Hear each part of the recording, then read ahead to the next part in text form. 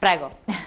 Allora, io sono Carla Barro, segretario responsabile della Lega Livenza, che comprende il territorio Caorle, San Stino, Annone e Pramaggiore.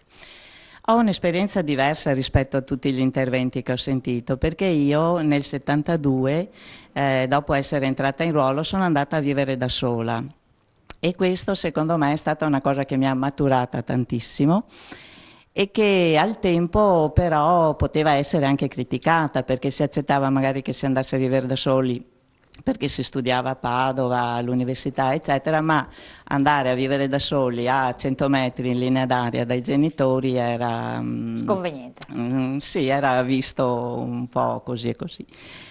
È un'esperienza che dovrebbero fare tutti e secondo me i giovani d'oggi forse non ce l'hanno più appunto questa possibilità, anche se come donna io mi sono trovata davanti a delle difficoltà nei rapporti, che ne so, con l'amministratore del condominio, con l'artigiano che ne veniva a fare dei lavori in casa, eccetera. Sentivo che veniva quasi considerata Cioè sentiva di essere meno considerata importante in quanto donna. donna, no? Anche il suo giudizio magari in una assemblea, eccetera. Però questo mi ha fortificata e appunto sono contenta di questa mia esperienza. Adesso, tornando più al sociale che al discorso personale, io penso che noi dobbiamo lavorare molto per le persone anziane che vivono da sole, perché a parte io che vivo da sola, ma anche una donna sposata che resta sola, eccetera. La nostra lotta dovrà essere proprio per garantire dei servizi sociali adeguati, perché io ho avuto l'esperienza di vedere una zia in gamba, ma che per motivi di figli lontani, eccetera, ha dovuto andare in una casa di riposo anche con molte iniziative, eccetera, però una casa di riposo, questa zia ha cambiato carattere completamente, insomma ha avuto proprio un crollo come persona, come sua vivacità, era una persona che Quindi lei amava dice cercare di restare il scherzare. più possibile autonome, però Esatto, esatto, come diceva la collega perfetto. prima, l'importanza dell'autonomia e di fare di avere una normativa che aiuta Che la aiuta in persona. questo è Esatto. importante. Qua adesso stiamo avvicinandoci sempre più a un altro tema che sarebbe molto molto importante, perché stringi, l'autonomia, tutte queste cose sono acquisibili se uno anche economicamente ha la possibilità di farlo. Chi di voi deve intervenire? Prego. Sono Liliana Ruzza della Lega Comuni Padova Est, che raccoglie Ponte San Nicolò, Saonara e Noventa. Quando mi sono trovata così a coordinare le attività delle donne della mia Lega, ci siamo ritrovati insieme, insomma, e abbiamo discusso molto in maniera molto cercando di adottare proprio questo metodo partecipativo e di discussione e di prendere le decisioni insieme. E volevo spostare un attimo il discorso proprio su questo, su come essere donna all'interno di un organismo, di un'organizzazione sindacale, per esempio, ma potrebbe essere anche politica, insomma, possa avere un metodo di lavoro anche piuttosto diverso. Per esempio questo, molto collegiale, Quindi un po' uno molto stimolo, può essere discusso. anche un'idea per chi Sì, si sente un po' esclusa, non sì, partecipare in perché questo era proprio senso. questo, come dire, diamo valore al contributo nostro come donne, ci sentivamo sempre un po', come dire, minoritarie, insomma, un po'. E invece siete tante, sono E tante invece le siamo, donne siamo tante, effettivamente. e soprattutto È difficile parlandoci avere tanti molto. uomini, anche se sono tanti, anche se sono la maggior parte, dello Spicigel in studio, vi assicuro, avete raggiunto un primato incredibile, quindi no, questo va detto, cioè, va detto, prego. Sì, e allora con questo metodo abbiamo pensato di voler raggiungere anche un obiettivo, che è proprio quello di riuscire ad essere mm, autonome, di riuscire a raggiungere di avere una qualità di leadership anche all'interno dell'organizzazione sindacale che fosse una conquista personale proprio a partire dai nostri talenti personali.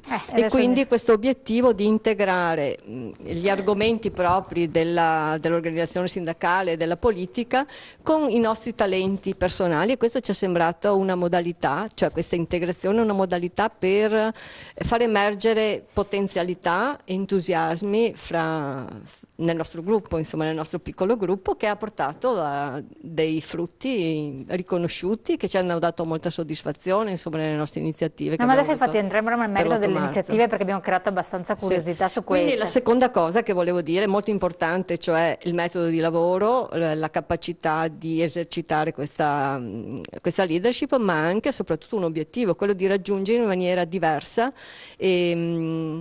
un numero sempre maggiore di persone, soprattutto donne, con cui possiamo condividere problematiche e affrontare problemi. No, ma devo dire che quando è capitato, magari non eravate voi, è capitato a Rosanna e altri che siete venuti anche in altre trasmissioni, la cosa che a me è piaciuta, al di là del messaggio che si dice, delle iniziative eccetera, è che ci sono delle persone che hanno chiamato peraltro delle donne anziane che hanno scoperto che ci sono delle iniziative, che viene fatto qualcosa, che possono risolvere in qualche modo i loro problemi.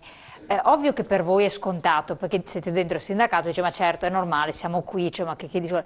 Invece molto probabilmente per chi vive la solitudine, per chi vive a casa, per chi vive uno stato di non conoscenza, il sapere che c'è qualcuno che ti può rendere partecipe di un'ulteriore fase della tua vita, secondo me è importantissimo, cioè va al di là di ogni singola iniziativa, perché vuol dire un'attività di inclusione che altrimenti non verrebbe fatta, per cui dai una finestra, apri una finestra sul mondo delle persone, è importante. Prego, Rovigo. Dovete dire qualcosa voi? No, niente, tranquilli. Sì, prego, il microfono. Sono Paola Lovison della Lega dello SPI di Vicenza. Ai miei figli ho cercato di insegnare il rispetto alle differenze, il senso della laicità, il senso dei diritti. Detto questo, quello che per me è importante nella rappresentazione che deve avere la giornata dell'8 marzo è il passaggio del testimone alle generazioni future di quelle che sono state le nostre lotte e che oggi sono state messe tutte in discussione. Esatto, lei ha detto passaggio del testimone, ha detto una bella cosa, perché quando poi andiamo a parlare delle iniziative le fate voi, bisogna che poi queste vengano recepite, ma c'è questo passaggio del testimone, o le più giovani, non sto parlando di cinquantenni, ma sto parlando delle ventenni. Il pericolo che avvertiamo noi, madri, nonne, è che le ragazze pensano di avere ottenuto tutto. Invece sono state messe in discussione molti leggi conquistate con le lotte del 75, per esempio i consultori familiari, per esempio la legge 194 del diritto all'aborto o al non all'aborto, gli asili nido erano stati c'era un progetto interessante di quello che doveva essere i servizi e il welfare verso le donne, verso le lavoratrici. Tutto questo dietro problemi di tagli, di spesa e comunque di scelte di governi sono andate tutte messe in discussione. Ecco, il problema che io avverto è che le ragazze oggi non hanno questo senso di rivendicare questo aspetto. Ecco, quindi la battaglia non è finita. Chiarissimo, interessante.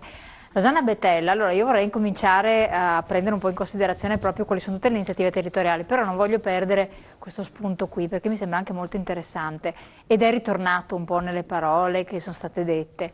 Cioè, voi avete fatto tanta fatica, siete coloro che hanno portato avanti per primi negli anni 70 determinate rivendicazioni, eccetera, quindi ne avete fatto patrimonio proprio, voi continuate a ricordare. Però se poi succede questo, e ne abbiamo avuto testimonianze, che passaggio del testimone, ai noi, non avviene perché si dà per scontato. Se poi succede che nei fatti vengono presi provvedimenti governativi, leggi e quant'altro che bypassano certe cose o, inutile dirlo, la legge Fornero, attenzione, ecco, ha ammazzato, ed è fatta una donna.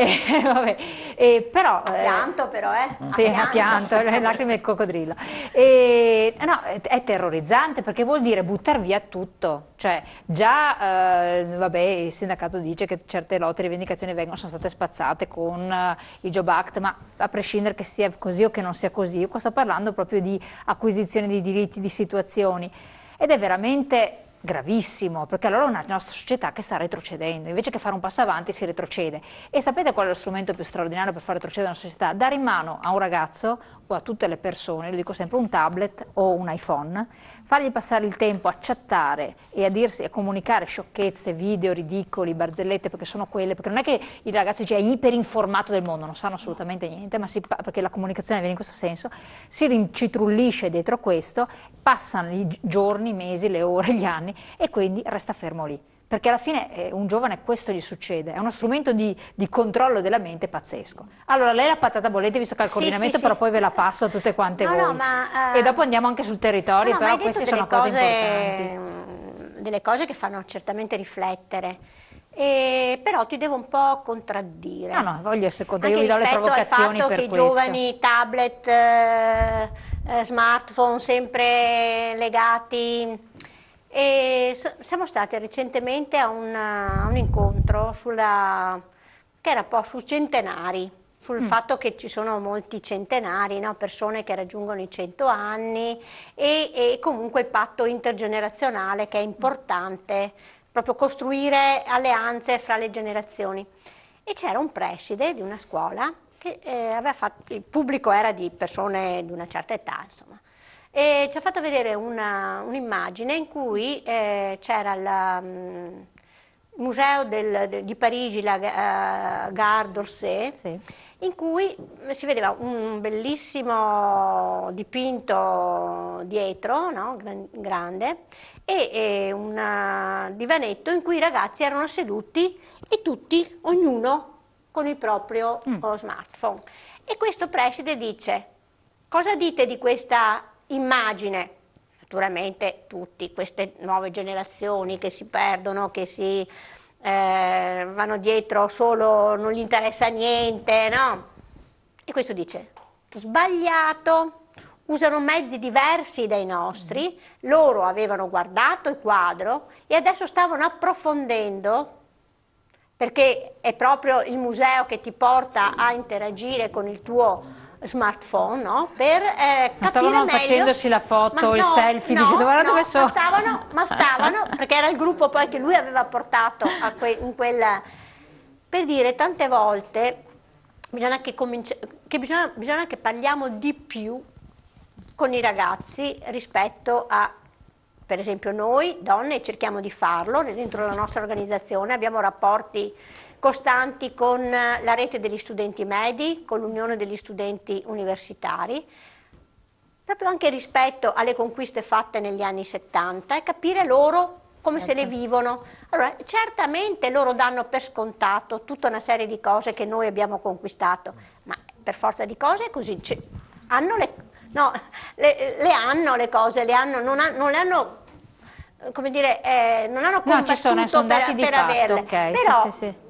E questo è un altro interrogativo che mi sono fatta sempre in un incontro con i giovani, in cui parlavamo di consultori familiari e noi come coordinamenti delle donne dello SPI, non solo nella nostra realtà ma anche a livello nazionale, ci stiamo occupando da qualche anno proprio dei consultori familiari, perché è una conquista forte che abbiamo avuto e che vediamo messa in discussione.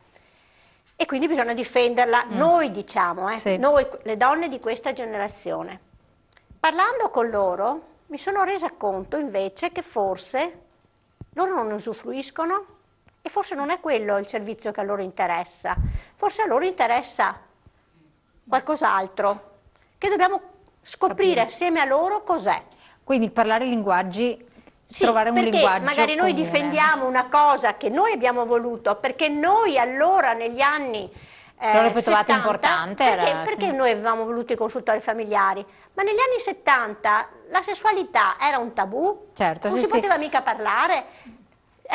Con i propri genitori non si parlava proprio di queste cose. Mentre adesso è una cosa non sentita, anche perché si faceva tutto di nascosto, per cui il consultorio familiare era un luogo in cui noi andavamo, no? Era una conquista delle donne anche per parlare della propria sessualità, della coppia, eccetera. Adesso i nostri giovani hanno davvero bisogno ancora di un servizio fatto così?